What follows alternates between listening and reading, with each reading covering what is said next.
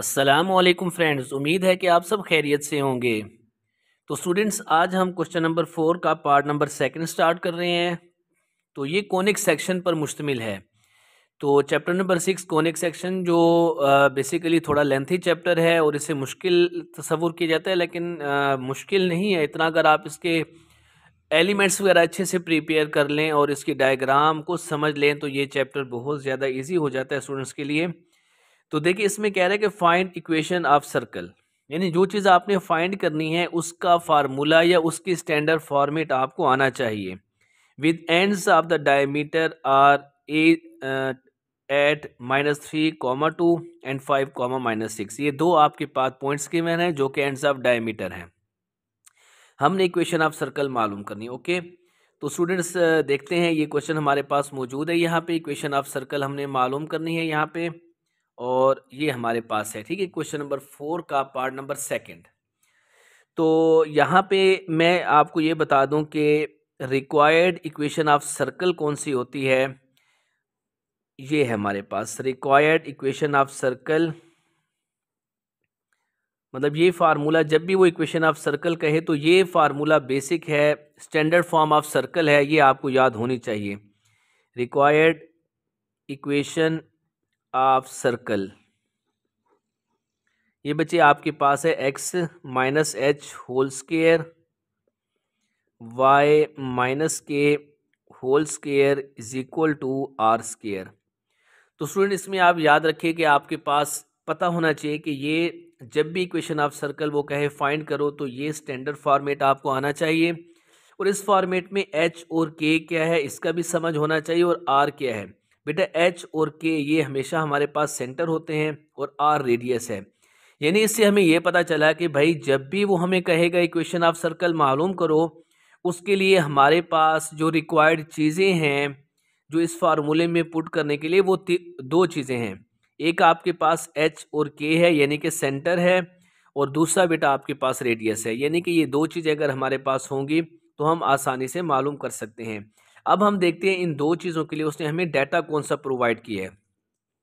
Data में वो हमें कह रहा है कि ए और बी जो हैं वो एंड्स ऑफ डायमीटर हैं। यानी अगर हमारे पास यहाँ पे एक सर्कल, मैं रफ सा बना देता हूँ, हमारे पास एक सर्कल है और यहाँ पे एक ऐसी लाइन है, डायमीटर की लाइन, जो सेंटर से गुजरती है। इसका ए पॉइंट हमारे पास है -3, 2, और यहाँ से जो बी पॉइंट हमारे पास है वो है 5, -6। इसे कहते हैं एंड्स ऑफ डायमीटर। ये हमारे पास गिवन है। अब देख लें स्टूडेंट, यहाँ पे रेडियस तो आसानी से मालूम कर सकते हैं। अगर हम ए बी पे डिस्टेंस फार्मूला लगा लें, उसको हाफ कर दें, तो आपको पता है डायमीटर का हाफ जो होता है वो रेडियस होता है। अब जो हमारे पास यहाँ पे इसका मिड पॉइंट है, जिसे हम सेंटर सी कहते हैं, तो यहाँ बेटा आपको पता होना चाहिए कि सी जो हमारे पास है is the mid point of, ये हमारे पास मिड पॉइंट है, mid point of A and B. बेटा, ये ए और बी का हमारे पास मिड पॉइंट है, तो ये हमारे पास दर हकीकत क्या है, इसको हम सेंटर कहते हैं। यानी कि हम कह सकते हैं कि हमारे पास जो सेंटर है वो हमारे पास इनका मिड पॉइंट है। तो भाई साहब, मिड पॉइंट का फार्मूला हमें याद होना चाहिए, 4 चैप्टर में पढ़ चुके हैं। x1 + x2/2, y1 + y2/2। ठीक है, ये हमारे पास मिड पॉइंट का फार्मूला है।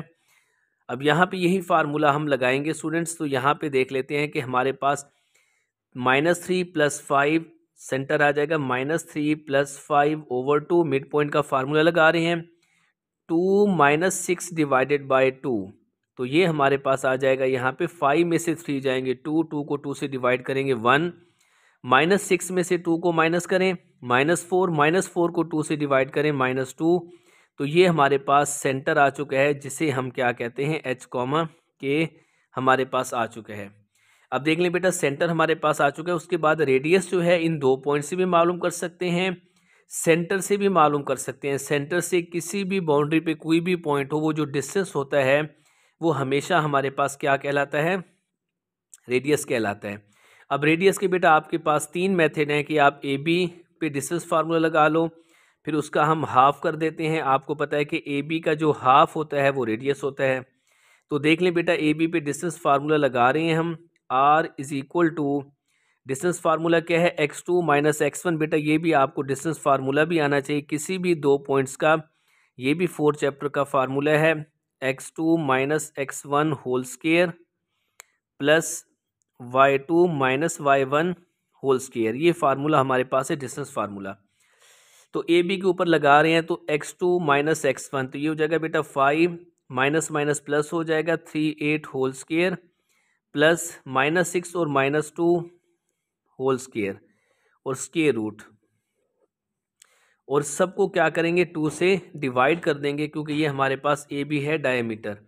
5 + 3 8, 8 का स्क्वायर 64, फिर बेटा आगे देखिए 6 और 2 8 का स्क्वायर 64, तो ये हमारे पास 64 आ चुका है। इसको हम 2 से डिवाइड कर दें। अब ये कितने हमारे पास हैं, यहाँ पे अगर हम देखते हैं तो r इज़ इक्वल टू 2 हमारे पास हैं 64 हैं, और जनाब डिवाइड में हमारे पास 2 है। अब एक और एक 2 टाइम 64 हैं, तो 64 का स्क्वायर रूट हमारे पास कितना होता है, 8 होता है। तो 8 स्क्वायर रूट ऑफ 2 को अगर हम 2 से डिवाइड कर दें तो r हमारे पास यहाँ पे आ जाएगा 2, ये कैंसिल होके 2 4 ज़ार, तो 4 स्क्वायर रूट ऑफ 2। तो बच्चे अब ऐसा करते हैं कि हम, ये आपके पास r भी आ चुका था, यहाँ पे हमने सेंटर भी मालूम कर लिया, r एंड जो आपके पास सेंटर था h कॉमा के, क्या था बच्चे 1 कॉमा -2, जो कि हमने यहाँ पे फाइंड किया। इन दोनों को हम क्या कर लेंगे, पुट कर देंगे, जो हमारे पास रिक्वायर्ड इक्वेशन थी 1 नाम दे रहे हैं, पुट इन 1। अब यहाँ पे हम वैल्यूज़ पुट कर लेंगे, x माइनस h की जगह पे h की वैल्यू 1 है, 1 होल स्क्वायर प्लस y, और यहाँ माइनस के वाला और ये वाला माइनस प्लस हो जाएगा, तो ये 2 whole square is equal to r square. r बेटा आपके पास है 4 स्क्वायर रूट ऑफ 2 का स्क्वायर। तो स्टूडेंट्स अब हम देखें यहाँ पे मज़ीद इसका अगर हम स्क्वायर ओपन कर लें तो ये हो जाएगा x square plus 1 minus 2x, ये हो जाएगा y स्क्वायर प्लस 4 ये a माइनस बी का होल स्क्वायर ओपन कर देना है, और यहाँ पे a plus B whole square, और यहाँ 4 का स्क्वायर 16 को स्क्वायर रूट ऑफ 2 से मल्टीप्लाई करेंगे तो हमारे पास आ जाएगा जनाब 32। अब यहाँ पे थोड़ा सा इसको हम जनरल फॉर्म में लिखते हैं। ये जनरल फॉर्म में पहले x स्क्वायर आता है, फिर y स्क्वायर आता है, फिर x वाली टर्म, फिर y वाली टर्म, उसके बाद 4 और 5। अब 32 में से अगर 5 को माइनस कर दिया जाए तो ये हमारे पास 27 बन जाता है। ठीक है, 27, तो ये इस साइड पे आके माइनस हो जाएगा। Is required equation of circle, required equation of circle. तो ये बच्चे हमारे पास इस क्वेश्चन का आंसर है। तो ये हमने इस क्वेश्चन की इक्वेशन ऑफ सर्कल मालूम कर ली। अब देख लें बच्चे, इसको एक दफ़ा फिर मैं थोड़ा सा रिपीट कर देता हूँ। क्वेश्चन ये था कि इक्वेशन ऑफ सर्कल मालूम करनी थी। जब भी वो हमें इक्वेशन ऑफ सर्कल कहे मालूम करनी है तो उसके लिए सबसे पहली बात कि भाई हमारे पास इसका फार्मूला हमें याद होना चाहिए। एच फार्मूले में 2 एलिमेंट्स हैं, एच और के, और रेडियस। एच और के हमारे पास ए बी का मिड पॉइंट का फार्मूला लगाने से आ जाएगा, ये वाला फार्मूला हमने अप्लाई कर दिया। और जो रेडियस है वो ए बी पे हमने डिस्टेंस फार्मूला लगा के उसको हाफ कर दिया, तो वो हमारे पास क्या आ जाएगा, रेडियस। तो ये दोनों हमने इस फार्मूले में पुट करके सिंप्लीफाई कर देना है, और that is your required answer. Okay बेटा, नेक्स्ट वीडियो मिलते हैं, अपना ख्याल रखिएगा, अल्लाह हाफिज़।